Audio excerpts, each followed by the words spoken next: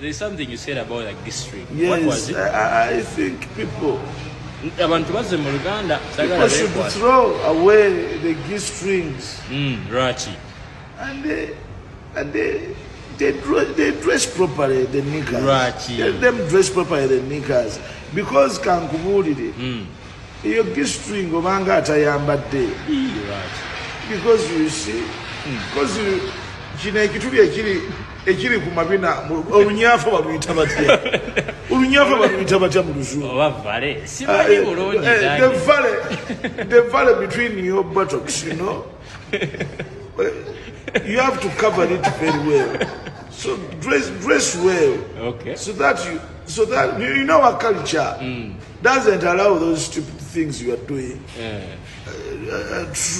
Walking naked in the streets of Kampala, walking naked on the villages.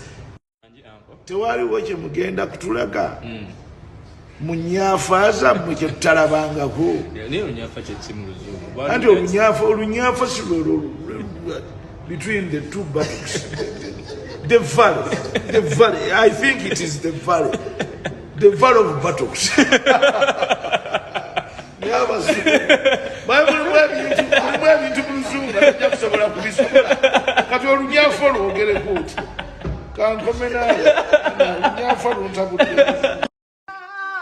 Happy birthday, dear Haji. Happy birthday to you. Happy birthday to you. Happy birthday, dear Supreme.